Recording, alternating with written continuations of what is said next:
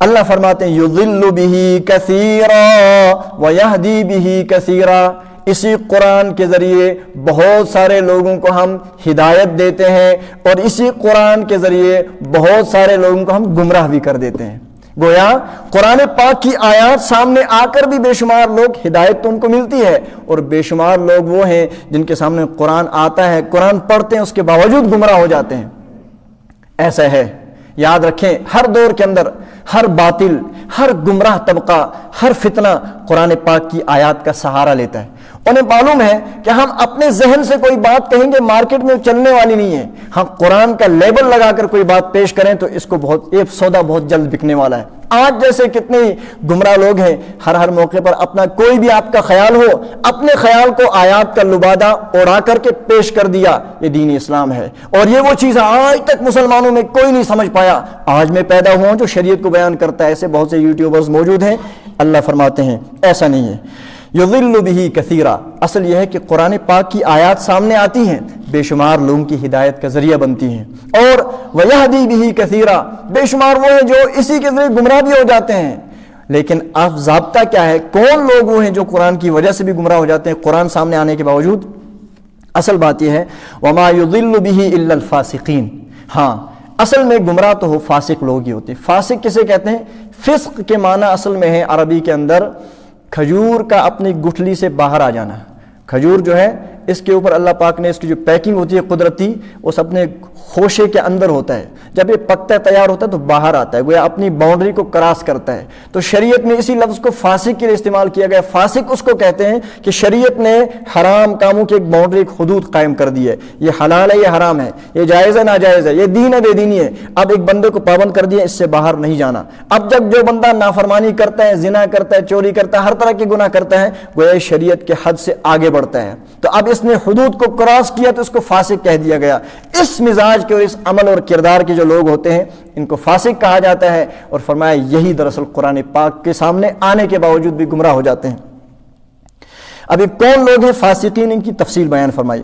فاسق وہ ہیں، ان کی ایک علامت سنو، الذین ینقضون عہد اللہ من بعد میثاقہ، یہ وہ لوگ ہیں جو اللہ کے ساتھ کیے ہوئے عہد و پیمان کو، وعدے کو توڑ دیتے ہیں اس کو جوڑنے کے بعد۔ اللہ کے ساتھ کون سا وعدہ بندے نے کیا ہے؟ سب سے پہلے ایک وعدہ تمام انسانوں نے کیا ہے جو دنیا میں قیامت تک آنے والے، وہ کون سا وعدہ ہے؟ اس کو کہتے ہیں عالم میثاق۔ عالم ارواح کے اندر اللہ تعالیٰ نے دنیا کو پیدا کرنے سے پہلے اللہ تعالیٰ نے پوری کائنات کے اندر آنے والے تمام انسانوں کی روحوں کو جمع کیا۔ کیا یہ حقیقت ہے؟ آپ کی عقل نہیں مانتی تو نہ مانے، رب نے بیان میں قرآن پاک میں بیان کر دیا وَإِذْ أَخَذَ رَبُّكَ مِن بَنِي آدَمَ مِن ظُهُورِهِمْ ذُرِّيَّتَهُمْ وَأَشْهَدَهُمْ عَلَىٰ أَنفُسِهِمْ أَلَسْتُ بِرَبِّكُمْ قَالُوا بَلَىٰ شَهِدْنَا۔ اللہ تعالیٰ نے حضرت آدم علیہ السلام کی پشت سے پیدا ہونے والی تمام روحوں کو نکال کر کے اپنے سامنے جمع فرمایا، پھر سب سے اللہ نے سوال کیا أَلَسْتُ بِرَبِّكُمْ، کیا میں تمہارا رب نہیں ہوں؟ تو سب سے پہلے روحوں کی سردار نبی پاک صلی اللہ علیہ وسلم کی روح اقدس بولی، اس کے بعد تمام انسانوں نے معاہدہ کیا ہاں آپ ہمارے رب ہیں۔ گویا عالم ارواح کے اندر دنیا میں آنے سے پہلے جس جہان میں اللہ تعالیٰ نے سب کی روحوں کو پیدا کیا، پیش کیا، سب سے اپنی خدائی کا اقرار لیا، وہاں سب رب کو مان کے آئے ہیں۔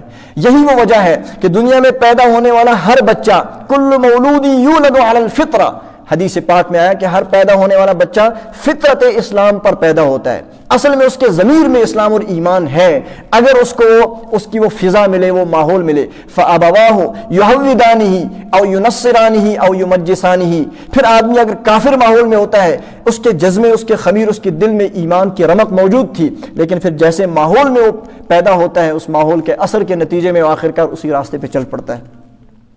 اب یہ جو ہم کہتے ہیں حدیث پاک میں ہے کہ ہر بندہ فطرت اسلام پر پیدا ہوتا ہے، یہ فطرت اسلام پر کیوں؟ اس لیے کہ اس عالم کے اندر سب خدا کو مان کر آئے ہیں، تو دنیا میں جو ہی پیدا ہوگا ابھی تو اس وعدے پر برقرار ہے، پھر یہاں آ کر کچھ لوگ اس وعدے پر زندگی بھر برقرار رہتے ہیں اور کفار نہیں رہ پاتے۔ تو اصل میں بندوں نے ایک وعدہ کیا ہے اپنے رب کے ساتھ، اس جہاں کے اندر ہم آپ کو مانتے ہیں، آپ ہمارے رب ہیں۔ جب آپ ہمارے رب ہیں تو رب مہربان ہوتا ہے، آپ کی مہربانی کا ہمیں احساس رہے گا۔ جب آپ ہمارے رب ہیں تو رب تو بندگی کے لائق ہوتا ہے، آپ کے سامنے جھکنا ہی ہماری معراج ہوگی، ہم جھکیں گے۔ جب آپ ہمارے رب ہیں تو آپ کو راضی کرنا ہی انسان کا سب سے اعلیٰ مقام ہے، آپ کو راضی کریں گے۔ ایمان والے اس وعدے کو کرنے کے بعد قائم رہتے ہیں، اور کفار اس پر نہیں رہتے، اور فاسقین بھی نہیں رہتے۔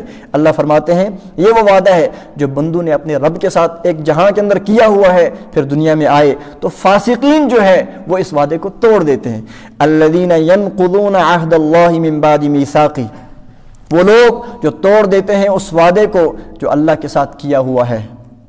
وَيَقْطَعُونَ مَا أَمَرَ اللَّهُ بِهِ أَن يُوصَلَ، اور کاٹتے ہیں ان تمام رشتوں کو جنہیں اللہ تعالیٰ نے جوڑنے کا حکم دیا ہے۔ ایمان والوں کو دنیا میں جنگلوں کے اندر رہبانیت اختیار کرنے سے منع کر دیا گیا۔ اس امت کے اندر رہبانیت حرام ہے۔ کوئی بندہ کسی غار میں جائے، تجارت چھوڑ دے، کھانا چھوڑ دے، پینا چھوڑ دے، اور کہیں میں اللہ اللہ کرتا ہوں، ایسی شریعت اور ایسی عبادت اللہ کو پسند نہیں ہے۔ اللہ تعالیٰ نے نبی پاک صلی اللہ علیہ وسلم کو ایک ایسا پیغام دے کر کے دنیا میں بھیجا ہے جس میں دنیا کے تمام ضروریات کو لیتے ہوئے اس کے ساتھ ساتھ اللہ کی بندگی اور اطاعت کرنی ہے۔ وہ یاد رکھیں، دین اسلام نے اگر کوئی بندہ اس طرح کی روش اختیار کرتا ہے، نہیں میں تو مسجد میں بیٹھوں گا صبح شام، چاہے بیوی کے حقوق ادا ہو یا نہ ہو، چاہے پڑوسی کے حقوق ادا ہو یا نہ ہو، میں اللہ کی عبادت کرتا ہوں، نہیں، عبادت آپ کریں گے لیکن اس کے لیے آئیڈیل اور نمونہ نبی پاک صلی اللہ علیہ وسلم۔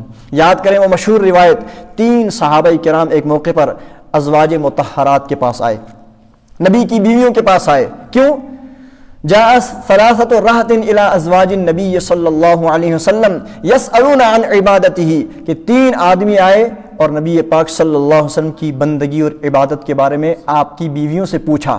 پھر حضرات ازواج مطہرات مومنین کی ماؤں نے بتایا کہ نبی پاک صلی اللہ علیہ وسلم دن میں تو دین حق کی اتنی خدمت کرتے ہیں، اور رات کا جو وقت بھی بچتا ہے فَإِذَا فَرَغْتَ فَانْصَبْ وَإِلَىٰ رَبِّكَ فَارْغَب، کہ جب آپ دین ذمہ داریوں دعوت سے فارغ ہو جائیں تو اپنا وقت جو بچے اپنے رب کے لیے لگا لو۔ تو حضور اپنا وقت لگاتے تھے رات میں بندگی کے لیے۔ اب یہ سارا جب ازواج مطہرات نے بیان کیا تو حدیث پاک میں کأنہم تقالوہا، ان صحابہ نے سوچا کہ نبی پاک صلی اللہ علیہ وسلم اگر اتنی زیادہ بندگی عبادت کرتے ہیں، وہ تو گناہوں سے پاک ہیں، اس کے باوجود اتنی کر رہے ہیں، تو ہمیں کتنا زیادہ کرنا چاہیے۔ ان صحابہ نے اپنے ذہن سے ایک فیصلہ لیا اور تینوں نے مشورہ کر دیا۔ اما احدہما فقال انا اعتزل النساء، ایک نے کہا بس آج کے بعد میں بیویوں سے دور رہوں گا، میں شادی نہیں کروں گا۔ دوسرے نے کہا انا اقوم اللیل ابدا ولا انام، کہ میں رات بھر سوؤں گا اور میں رات بھر میں تہجد میں بیدار رہوں گا اور رات بھر میں سونا ہی چھوڑ دوں گا۔ تیسرے نے کہا انا اصوم النہار ابدا، میں ہمیشہ روزہ رکھوں گا، کبھی افطار کروں گا ہی نہیں۔ یہ 3 صحابہ نے یہ سمجھ کر کے کہ ہمیں بس سارا کچھ چھوڑ چھاڑ کے خدا کی بندگی اور عبادت ہی کرنی ہے، اس لیے کہ نبی تو بڑے ہیں، وہ اگر کم کرتے ہیں ہم ان سے زیادہ کرنی چاہیے، انہوں نے اپنے طور سے ایک فیصلہ لیا۔ اللہ کے رسول صلی اللہ علیہ وسلم نے تشریف لائے، آپ کو وحی کے ذریعے اللہ تعالیٰ نے بتا دیا۔ آپ نے فرمایا انتم الذی یقولون کذا و کذا، آپ ہی وہ لوگ جنہوں نے یہ مشورہ کیا ہے۔ انہوں نے کہا یا رسول اللہ ہم نے مشورہ کیا۔ آپ نے فرمایا ایسا نہ کرو۔ آپ نے فرمایا کہ دیکھو انی لاخشاکم للہ واتقاکم بہ، میں تم میں سے سب سے زیادہ رب سے ڈرنے والا اور اس کی بندگی کرنے والا ہوں، لیکن انا اتزوج النساء، میں شادیاں بھی کرتا ہوں، انا اصوم النہار و افطر، میں روزہ رکھتا بھی ہوں، کبھی کبھی چھوڑ بھی دیتا ہوں، رمضان کا نہیں، اس کے علاوہ نفلی روزوں کی بات ہو رہی ہے، رمضان کا تو رکھنا ہی ہے۔ اور فرمایا وانا اقوم اللیل و ارقد، میں رات کو جاگتا بھی ہوں لیکن کچھ سوتا بھی ہوں، یہ سارے کام میں کر رہا ہوں۔ پھر آپ نے فرمایا فمن رغب عن سنتی فلیس منی، سن لو ایسا نہیں کرنا، کوئی بھی مسلمان کسی بھی دور میں آ کے خود اپنے ذہن سے ایک طریقہ ایک سیٹ اپ بنا لے پھر اس کے مطابق اسلام کو لے کر کے چلے، نہیں، تم آزاد نہیں ہو، عبادت میں بھی نہیں، صدقے میں بھی نہیں، کسی بھی کام میں مسلمان اپنی سوچ کا پابند نہیں ہے۔ آپ کو دیکھنا ہوگا اسلام نے کیا طریقہ کار بتایا ہے، اسلام نے کون کون سی حدود کو متعین کیا ہے۔ فمن رغب عن سنتی فلیس منی، اگر میرے اس طریقے میرے سنت کو چھوڑ کر کے کچھ بھی تم عبادت کا نام کیوں نہ اس کو دے دو، فرمایا فلیس منی، ایسا بندہ میرا نہیں ہو سکتا۔ تو خیر یہ وہ چیز تھی جس کو نبی پاک صلی اللہ علیہ وسلم نے فرمایا کہ یہ اللہ کے ساتھ جڑنے کا ایک راستہ ہے، اللہ تعالیٰ کے ساتھ بندے کو جڑنا ایک تعلق، ایک رشتہ بندے کا اپنے رب کے ساتھ ہے۔